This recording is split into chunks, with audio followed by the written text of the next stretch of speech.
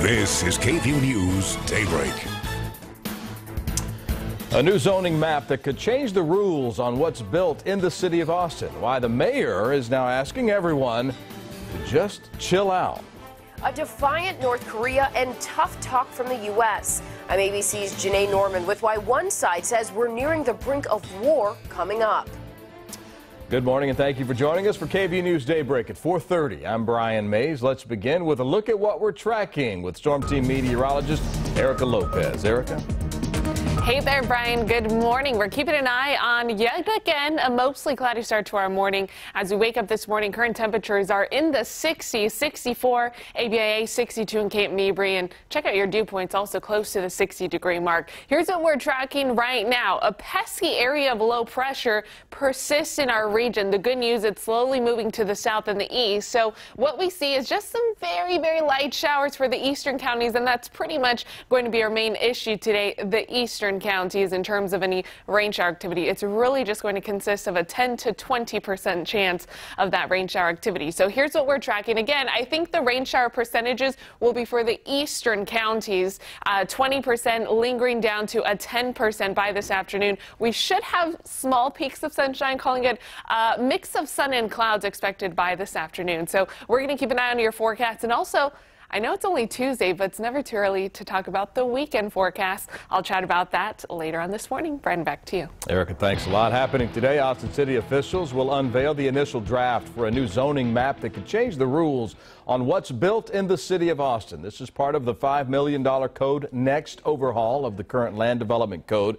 Mayor Steve Adler says is more than 30 years old. Again, this is only the initial draft. That's why the mayor is calling today Austin Everybody Chill Out Day. He wants families to keep calm, says the city has a year to make revisions to the plan. There are very few things we're going to do in the city that can have a bigger impact on affordability, on the housing supply, on where we live and how we live, on making sure that we protect our neighborhoods than this code next process. As for what the zoning maps will show, Mayor Adler says the city's asked planners for a path to achieve 135,000 new housing units over the next 10 years. There's an escalating war of words as tensions remain high between the United States and North Korea. The country vowing to continue missile tests, saying they're prepared for war if the U.S. takes action. But as ABC's Janae Norman reports, the Trump administration is not backing down. A defiant North Korea. We'll be conducting more missile tests on a weekly, monthly and yearly basis. Even in the face of stern warnings from President Trump. Any message from North Korea? You gotta behave. Over the weekend, pomp and circumstance and a strong show of force in Pyongyang. Kim Jong-un's military might on full display, but also the embarrassing botched test, a missile exploding seconds after launch. Vice President Pence cautioning the North again this morning as he landed in Japan. The era of strategic patience is over. And while all options are on the table, President Trump is determined to work closely with Japan, with South Korea, with all our allies in the region, and with China.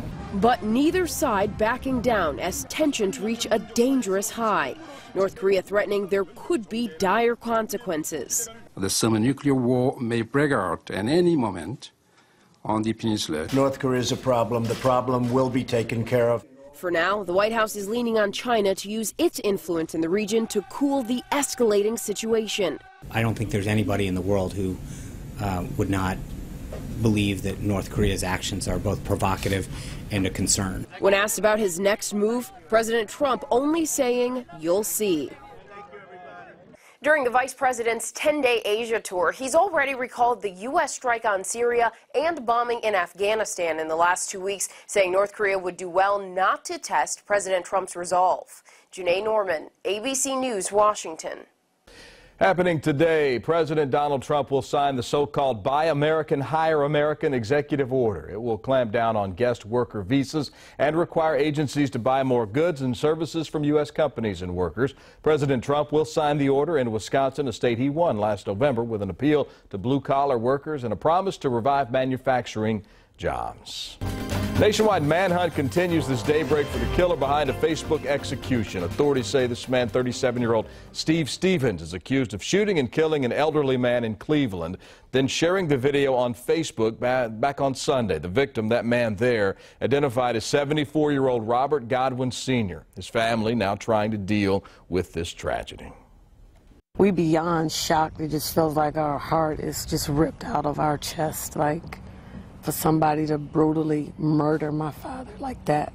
It's unbelievable.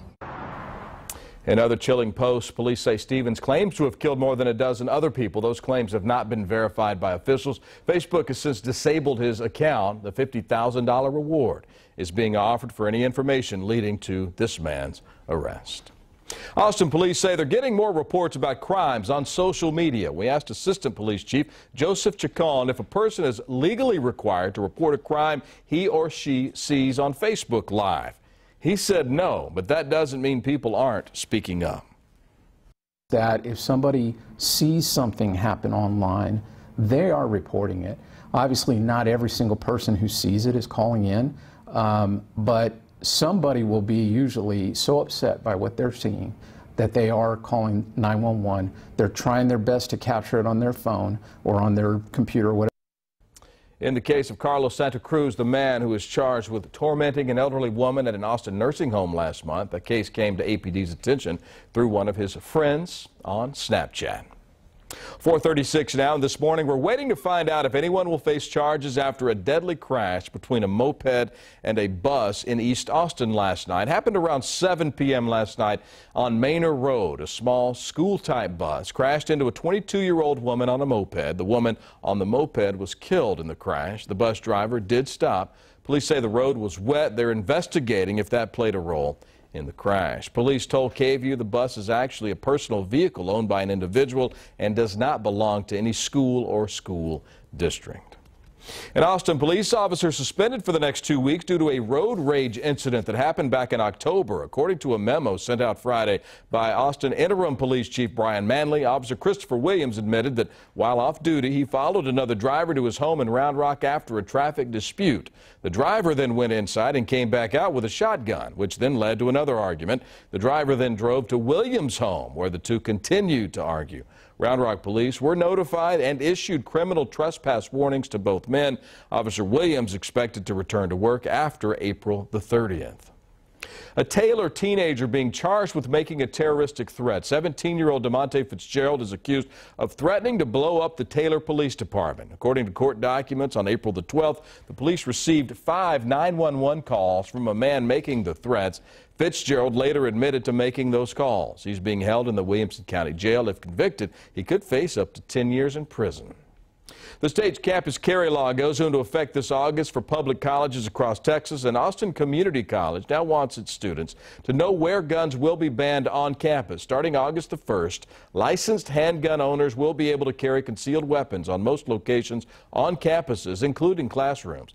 Today, ACC will host a forum to get feedback on where students and staff think they should not be allowed to carry on campus grounds. Today's event will be at the Riverside campus from 6 to 7:30 to 9. You only have until midnight tonight to get your taxes filed. As Rebecca Jarvis tells us, you have some options if you aren't going to be done in time.